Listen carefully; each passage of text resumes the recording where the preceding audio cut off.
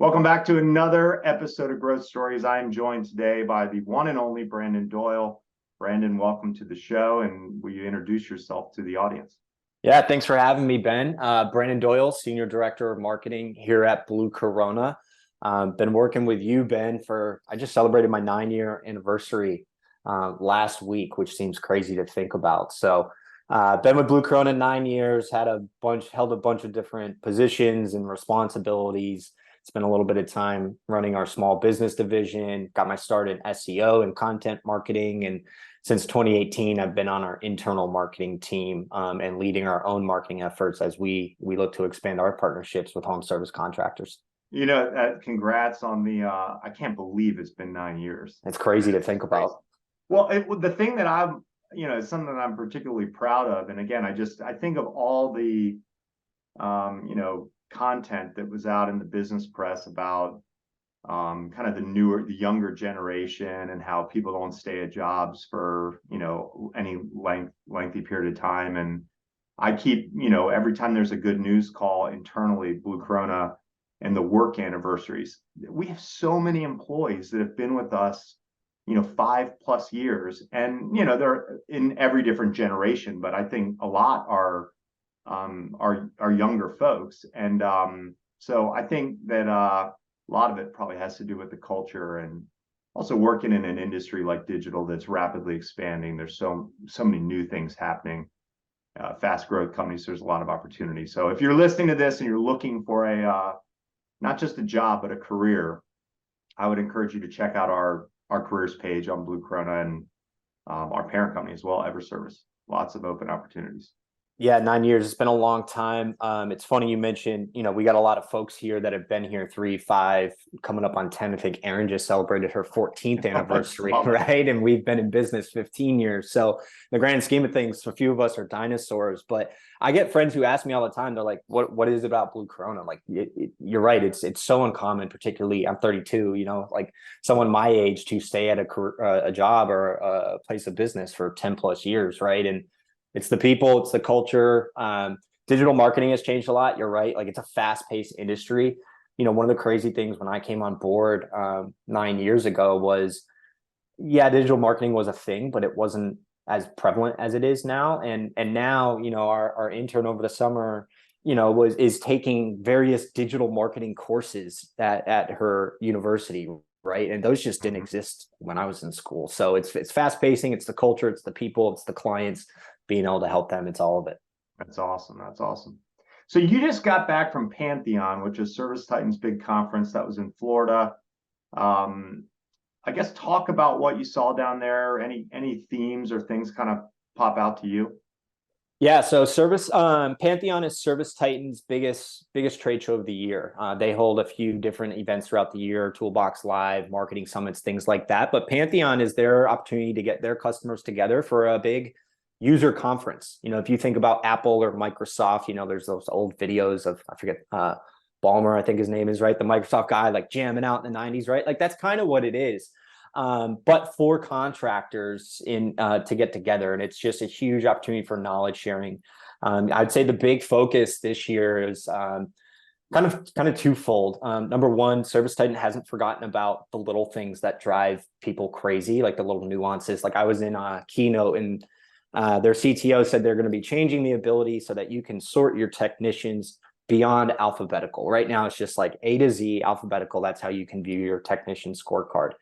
And when he said we're going to add the ability, something so simple like custom filtering, the crowd erupted with applause and cheers.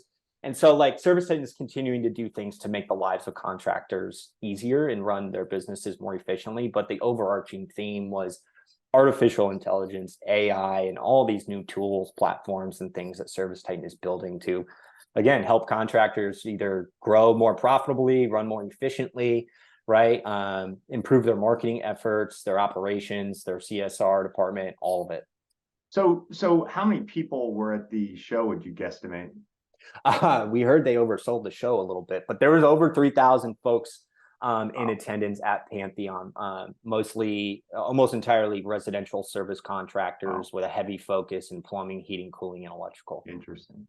And so, like when you mention AI and sort of the tools that they both have today and the ones that they unveiled, I mean, obviously these shows are all about creating excitement and sort of building hype and that kind of thing. And so sometimes tools are released before they're even like fully baked from a PR perspective. But I guess talk about some of the tools and what they do, and and sort of, I don't know, do we have any initial sort of feedback on how they work, or are we adopting them, that kind of thing? Yeah, there's more tools than I can even memorize at this point. So I'll focus on, a lot of the marketing tools that ServiceTitan said, just given our business. There's a bunch of tools that are leveraging AI, right? Like ServiceTitan was pushing things like their ads optimizer product, which is essentially value-based bidding for pay-per-click, right? You're feeding Google information like this lead turned into this type of job and this much revenue. So you're assigning a value to that lead or that customer, and then pushing that value into Google ads and saying, hey, go find me more customers like this, right? And so they're building tools to leverage these different platforms like Google ads, local services ads, Google business profile, again, to make it easier for contractors to run more efficient campaigns or just generate more leads. And that was the overarching theme, was kind of how they're using AI and what the future looks like, for contractors. We're seeing it a lot, like at the commercial level, right? Like there's all sorts of new systems that remotely using AI and technology, someone at the company can get a trigger saying this air conditioner failed, right? And here's the reason why it failed. It's like your car diagnostics, right? So things like that may not be here today are coming down the pipeline for contractors, and it's going to be here soon. So ServiceTitan has really worked to get ahead on a lot of what's to come, and using that technology to their advantage. When you're kind of at these shows and interacting with again, you have a pool of contractors sort of in one place, and so you get to hear sort of the undercurrent of what people are thinking about. How much talk is there about things like Chat GPT? Is there a lot of interest in it? Do you get the sense that contractors are using it, trying to figure out how to use it, confused by it? What's your take there? Yeah, I feel like you can't mention AI without mentioning Chat GPT in the same sentence these days. So there was some talk of Chat GPT. I think the overarching thing, though, to remember, and this is what the same conversation I kept having with folks at Pantheon, or just in general when get asked about artificial intelligence, which is, is this going to replace the person who manages my pay-per-click campaign, right? Like whatever ServiceTitan is unveiling, like their ads optimizer. And, the one thing I would stress is that no, right? Like Chat GPT or ads optimizer from ServiceTitan, those are all tools. Like if you were to open up Chat GPT, it's not going to spit out the answer that you're looking for without two things. It needs your prompt, like you need to tell it what you want it to do, and you need to feed it data so that it has information to work off of. It's a tool to help you work better, more efficiently, and produce better outputs. And that's exactly what ServiceTitan is doing. They're building the tools to then hand off and say, here, contractor, here, marketing agency,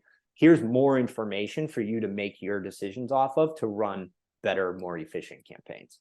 It's funny, as a sort of I guess I'm a former CEO at this point now, serving as an advisor to Blue Corona. But when you're a CEO, the thing that sort of strikes me is anytime these new things happen, like a new platform comes out or a new technology, I would say when we were smaller, I probably did jump to the like, okay, how can I use this new technology to replace, to lower costs, to replace, someone doing that, I can automate this, that type of thing.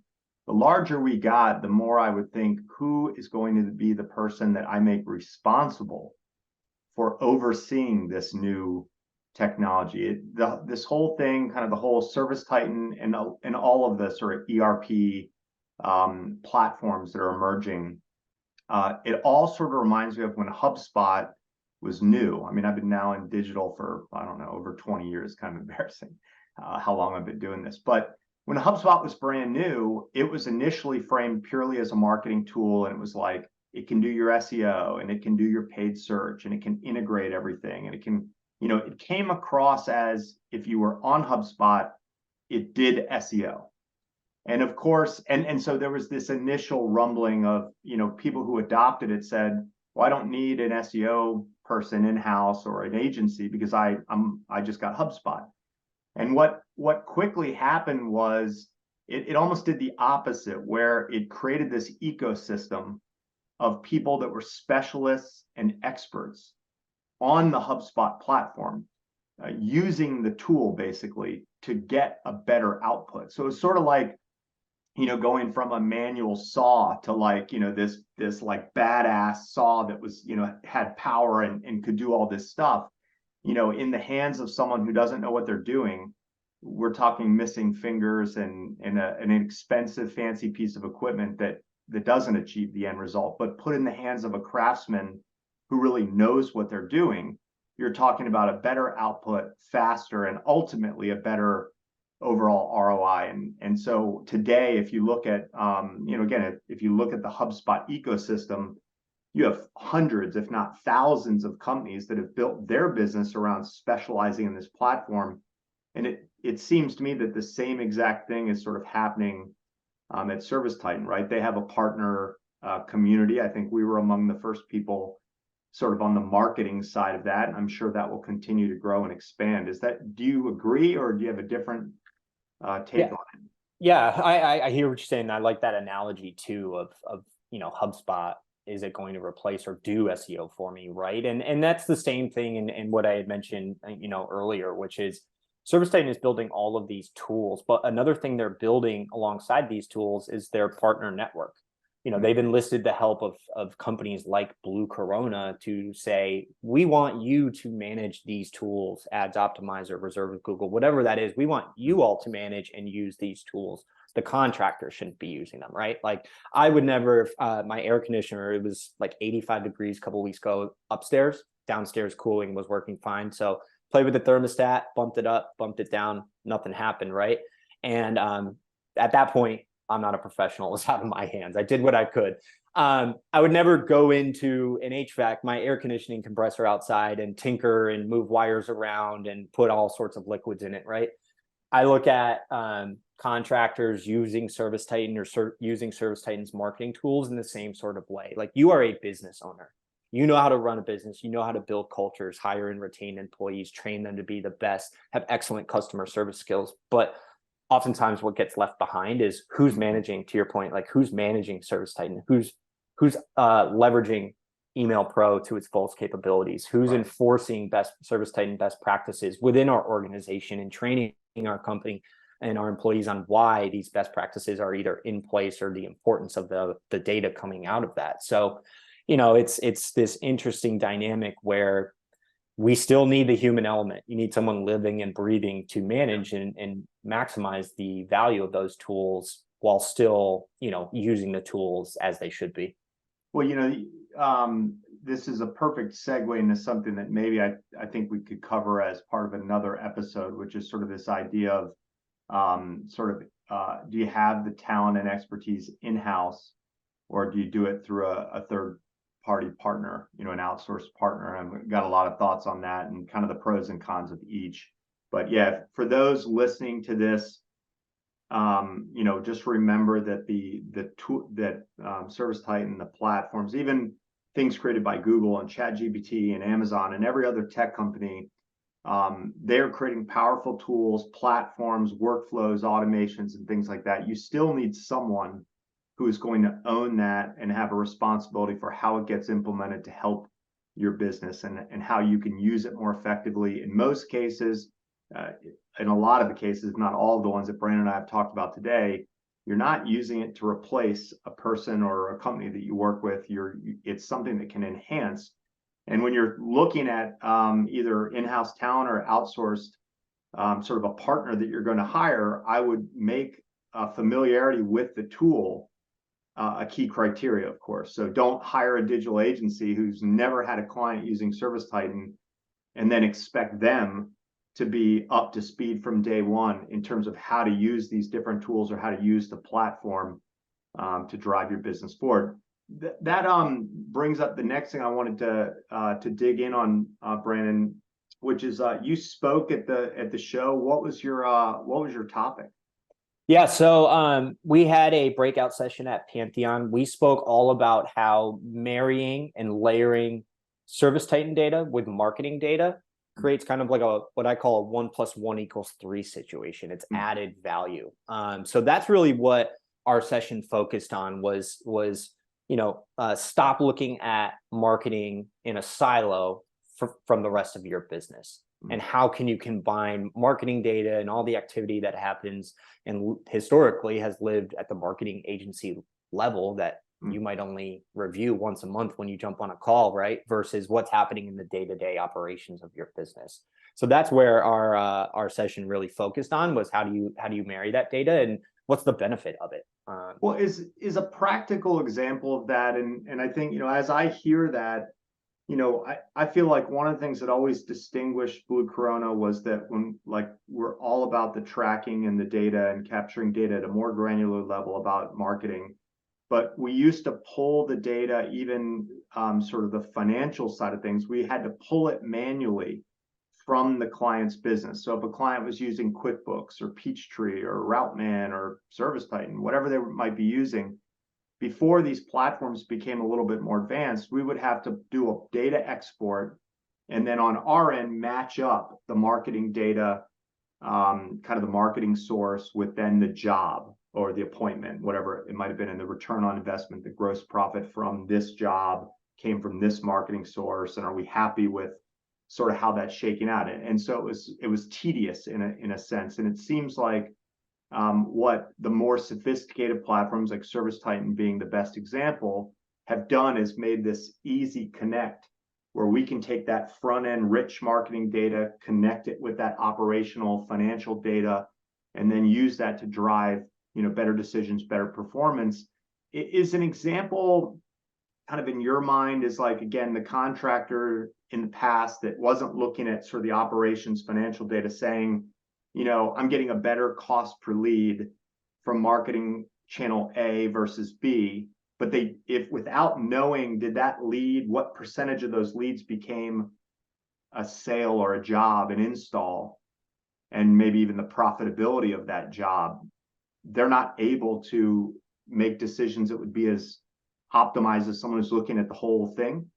Yeah, that's exactly right. I'm going to use a story here. A couple months ago, so I got LASIK like 2-3 months ago, and I've been wearing glasses or contacts, but glasses since I was 5 years old. I'm 32, so that's a long time. I was very excited for LASIK.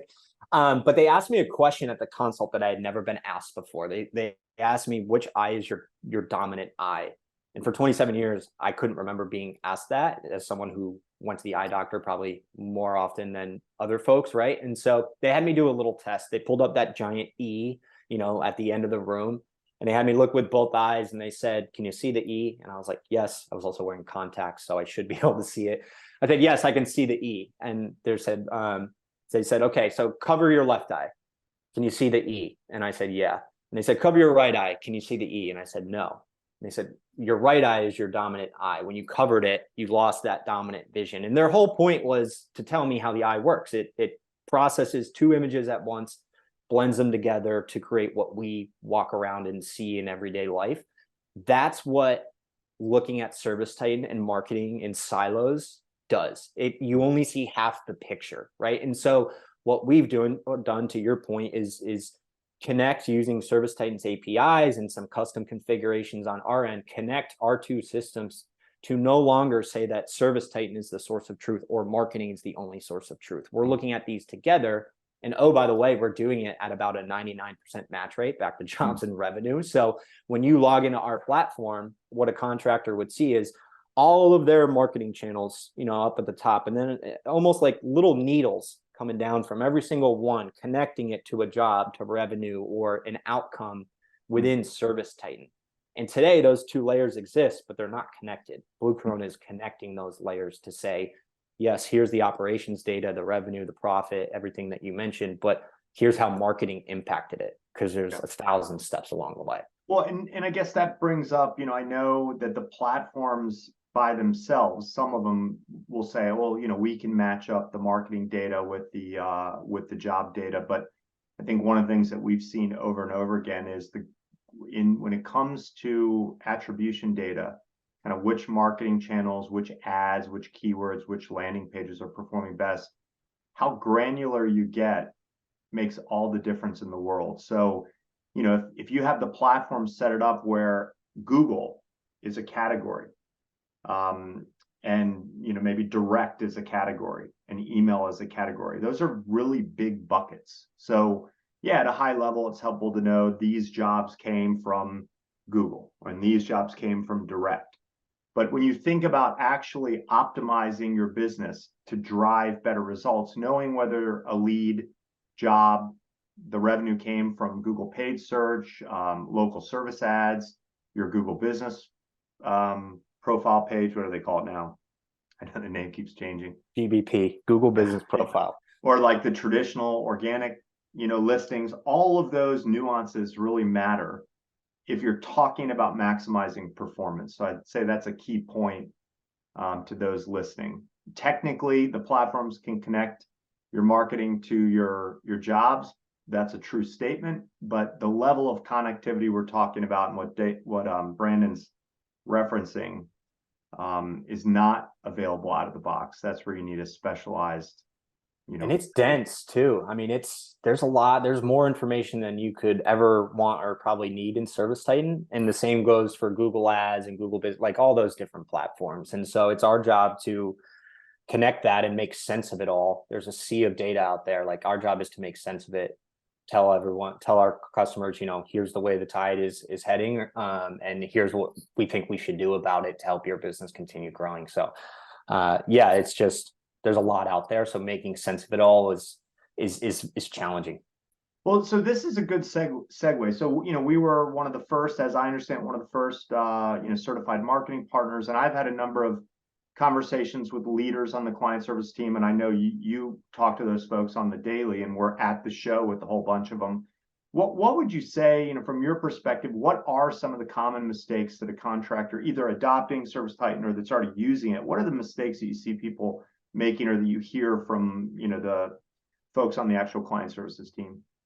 Yeah, well, good question. The number one thing is if you're going to make an investment in any tool or platform, whether it be a ServiceTitan tool or not, make sure you're using that investment. I can't tell you how many times I talked to folks who said, hey, I invest in marketing, email marketing pro or scheduling, but I don't have the time to set it up. And so what they're doing is throwing money out the door. They're paying ServiceTitan month in and month out for these tools that sit unused. So number one, if you're going to invest in a tool, make sure you're using it, have someone responsible for it. But number two, it would be to nail your attribution. And you started talking about it a little bit, Ben, the granularity we could dive into here at Blue Corona, right? And whether you're right. I mean, tracking Google or having the CSR say, how did you find us? Oh, I searched you on Google. Well, there's more to that, right?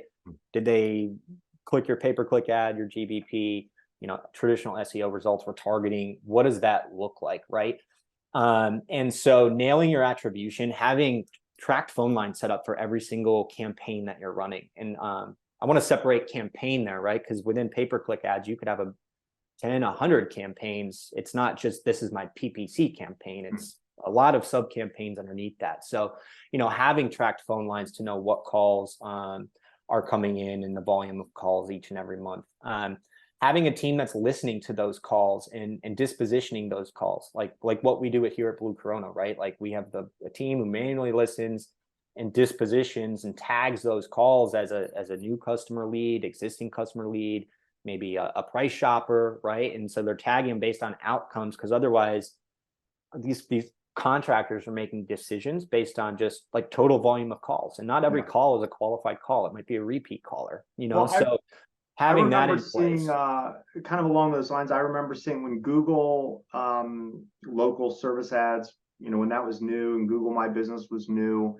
I think this still happens today where but particularly with the local service ads where, we would be getting these leads, we would get copied when a client would generate a lead, we would get a copy and say, hey, you've received a new lead, you've received a new lead.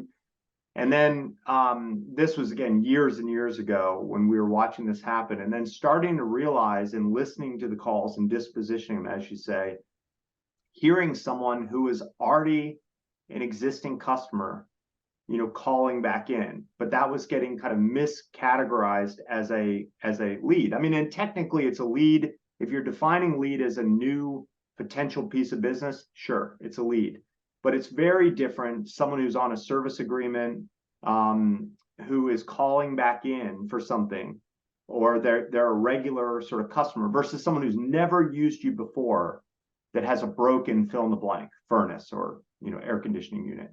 And so we always by default would distinguish between those two, with the recognition that of course you want both. But if you've hired a marketing person or a marketing company to grow your business, there's a acquiring new, kind of getting your foot in the door of new homes has to be a priority. And so distinguishing that and not, if the marketing company is just calling it all business that they've generated and applying like, oh, your cost per lead from Google is $12, but then you dig in and realize that when you strip out all of the repeat people who are, kind of already know you or did a branded, query to find you, the cost per lead is fill in the blank, $200, you would arrive at very different conclusions. So in some ways, when you're saying disposition, you're saying having someone listen to the call and say, what type of sort of lead is this? What category does this fall into?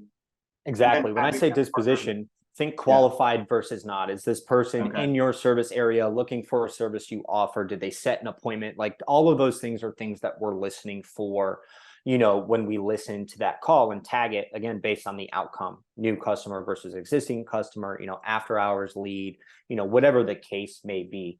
But the whole crux of it is you're right. And there's a big education piece that goes into when a new contractor partners with Blue Corona, right? Because they may be used to talking leads, right? And we kind of default to saying leads, but what we really mean is qualified leads. So there's a big, undertaking on the account management side to say, like, when we say leads, we're talking qualified leads, because those numbers from agency A to agency Blue Corona are not going to be apples to apples, but those finer details and really focusing on the quality of leads you want allows you to pull the right levers at the right time to get more of those quality leads, as opposed to some quality leads and some junk along with it. Right. It's interesting. There's an analogy somewhere in here, or not an analogy, but maybe a similarity with, I just noticed that, whenever you're dealing with someone who's like, an absolute expert, versus someone who's, says they're, again, like an HVAC technician, they say, oh yeah, I'm an HVAC technician, versus like someone who's the best of the best. There's a level of precision, being able to, again, like kind of break things into more granular components, that I've just over the years noticed that when someone's a real expert, they kind of start to open your eyes to all these nuances. That, like, again, to call things leads in just a gigantic bucket is either sort of ignorance or it's lazy, because there are, again, is it qualified? Is it in your service area? It's the type of business that you want. So I think that's a great, sort of a great piece. What, all of this, sort of all this data, in one sense, kind of ties into, we're now almost into October. And I remember when I was more active in the day-to-day, it was like you're always trying to encourage companies to start the planning for the next year earlier. We're always ahead of our customers. We put our customers' planning ahead of our own planning. of our own. So I guess talk a little bit about sort of the planning process, as folks kind of head into the end of 2023 and they're sort of prepping, coming up with their plan, their goals and their plan for 2024, is now an appropriate time to be doing that? What data would you sort of recommend folks be sort of considering or reviewing? Yeah, it's never too, in one aspect it is somewhat too early sometimes to start planning, but in another aspect it's never too early to start planning, right? And so yeah, we're starting to have those conversations with our customers here at Blue Corona, really starting this week, like the 1st of October. We noticed some customers start planning, September, Usually October, November, though, is kind of that sweet spot. They all get together for their mixed group for the second or third time this year and hear their buddies planning. It's, oh shit, I got to get on that, right? And so it's never too early to start your planning session, and right now is the perfect time to do that. The contractors most likely know where they're going to end up for the fiscal year, right? If they're going to hit their goals, miss it, what that looks like. And so now it starts to shift the conversation to what is the goal next year and how are we going to reach that? And so one of the things that you'd be surprised when talking, well, maybe not you, but folks would be surprised when talking with business owners that they don't even know how. They just pick a goal out of thin air, right? And say, I want to do 20 million next year, and I did 15 million this year.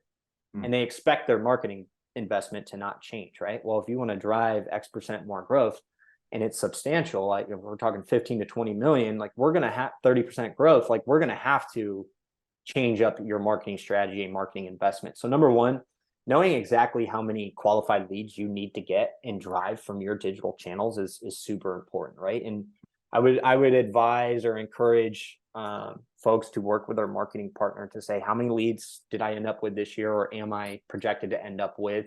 How many do I need next year, right? Maybe I need 20% of my overall annual revenue to come from digital marketing. So that 5 million gap in that 15 to 20 example, they need 5 million to come from, 4 million to come from digital marketing. Well, what does that investment look like? What's the lead gap? Okay, what strategies are going to make up that gap in leads if you need 1,000 additional leads over what you did last year? And so knowing your numbers and, of course, the conversion rates along that funnel, your website, your visit to qualified lead conversion rate on your website down through CSR conversion rates, all of that impacts the amount of appointments booked and revenue generated. And so it's understanding the numbers and having a plan in place to get there. It also seems like, again, if you're, you mentioned mixed groups, and I want to come back to that in a second, but, I always felt like one of the advantages that we had in helping clients with annual planning was that we had sort of apples to apples benchmarks for conversion rates, for, call to appointment, appointment to job. We had some of these benchmark numbers where we could help contractors understand where the leverage point is, or where is the kind of the sweet spot for focusing. Like I remember having a contractor who was like hell bent on improving their website, and the sort of when we dug in on why are you so kind of focused on it? Well, my bounce rate is really high, and bounce rate being someone goes to a page of your website and they exit without visiting another page. And I was trying to explain to them back then that, high bounce rate is only a bad thing if your cost per lead was like out of whack. I mean, if someone goes to one page of your site and calls, or pops up a chat and it doesn't register another page view and books an appointment, you could care less if the bounce rate is 100%, if your cost per lead is acceptable. Now, if you have a high bounce rate and people aren't converting, then there might be a sign that you're driving poorly targeted visitors to a page, or there's something about your page that's not, compelling enough, and maybe there is something to work on there. But one of the things that I think as contractors go to their mixed groups, something that used to happen all the time, we'd have a client that would go to their mixed group, and everyone in the mixed group has some person or a couple of people who are sort of the dominant people, someone who's sociable, type A, and is like driving questions at the rest of the group. Usually in a way that's sort of like, you guys are dumb, you're not doing it right, I've got it figured out. Like, what are you doing with SEO? How much are you spending on SEO? I'm like, oh, you're spending $2,000. I'm only spending $500. You're an idiot. I'm smart. It was like these quick kind of judgments. And I would say for those of you who are going to the mixed groups, try to remind yourselves that he or she who's asking the questions is in charge. So when one of your mixed group buddies starts peppering you with questions, it's generally a good idea to sort of reflect those back. What is your digital strategy? Well, what do you consider a lead? Do you break out leads by people that know you and have used you before, or people that did a branded search versus non? Do you separate replacement jobs versus service work? if you do multi-trade, HVAC, plumbing, electrical, are you speaking leads? How many leads or cost per lead across all, or do you break them out by subset? Flip the questions around and ask questions, because the most frustrating thing is when you're not talking apples to apples. Someone in the group gets on a rant and basically makes everyone else in the group feel like they're doing it completely wrong. And then it turns out when you dig into it that you're not even speaking the same language. So I think those are sort of important things. And hopefully the marketing company that you work with specializes in your trade, where they can tell you, like, hey, if your visit to lead conversion rate is 20%, let's say for residential plumbing, could you improve it? Maybe. But is that going to be the dial that you turn in 2024 to get the extra leads that you need to hit your new goal? I would guess, and I haven't been in the data in a long time, but I would guess it's probably not. I can't Anything to speak. add there?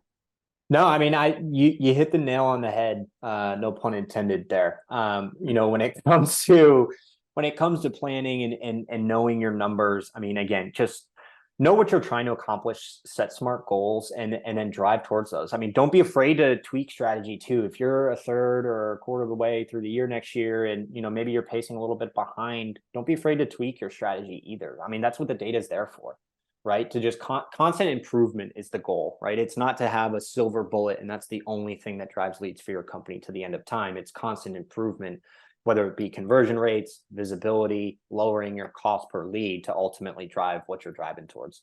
Wow, this is awesome. Again, I know we have sort of a secret sauce or a playbook that that we use for our clients, and I don't think it would be fair to just spell that whole thing out here. I wouldn't like it very much personally. yeah, there's got to be something that we keep for the clients who have entrusted us to do their digital. But for someone who's smaller, maybe can't afford sort of a premier company, a Blue Corona, and they're just getting started, anything that you'd throw out there is sort of the basics that they should be thinking about in sort of 2024? Yeah. You started talking this a little bit earlier. I mean, if you are at the point, smaller still, but at the point where you're going to outsource your marketing efforts, find someone who knows the trades. That was a huge theme as well at Pantheon or any show we go to. It's I'm with so-and-so, my cousin's nephew, whatever, right? Or local agency in my town. I like that they're local to me, but they just don't understand my business, right? So try to find and identify those companies. They're all out there. Blue Corona is, of course, one of them that specializes in the trades, knows the seasonality, maybe can match your budgets to accommodate that seasonality, right? To ensure you're found when demand is high and you're conserving your budget when demand is low, right? So find an agency that knows the trades. And then my second piece of advice would be to start your investments in digital. That's where everyone's customer journey goes. Something breaks, you just whip out your phone, you start Googling it, right? So invest in digital, but also invest in what we call, or I call, lead capture strategies, right? If you think about a traditional marketing funnel is kind of an inverted pyramid, right? Where we talk about brand awareness and getting your name out there and brand recognition at the top. And then all the way down at the bottom of that funnel is that conversion or purchase or scheduling the appointment, right? When in reality, it's more of a loop, right? I'm fragmented. I'm searching here. I'm asking my neighbor how they found us, right? And so, but the first place I go is Google in my phone. So when I say invest in lead capture strategies first, I'm talking about Google local services ads, Google ads, SEO, your Google business profile. Like as you just search AC repair near me or landscaper Matthews, North Carolina, whatever you're looking for or want to be found for, what is triggering at the top of search results holistically. Invest there, because people are trained to click on the first thing they see and then go back to the second thing they see if they don't get the answer they're looking for, right? So invest from the top down. You can't be bringing in a 2019 strategy to a 2023 or soon to be 2024 search result. It's just things are changing. So maximize that visibility. on Google, on search engines, starting from the top down, lead capture, LSAs, SEO, PPC, and find an agency who really knows the trades and understands the nuances of your business and can help solve for those challenges as opposed to being reactive. Yeah, that's awesome. Do we have anything coming up, or are there resources? Like, what's a good place where someone can go to learn more about Blue Corona, to learn more, period? I know we offer a lot of, sort of free advice through the content marketing that we do. Where can someone go to learn more? Yeah, absolutely. You can visit our website at bluecorona.com. Maybe we can even throw in some contact information for me up there. I'd be happy to have a conversation. But website's definitely the number one place. If you're a ServiceTitan customer, or maybe a Nextstar member, CEO Warrior member, certainly ask your coaches about us, or again, come directly to us. We'd love to the opportunity to work with you. But appreciate everything, Ben. It's been awesome. Yeah, awesome. Yeah, we'll do another one, on other topics that came up through this. Really appreciate your time, and welcome back. Thanks for having me.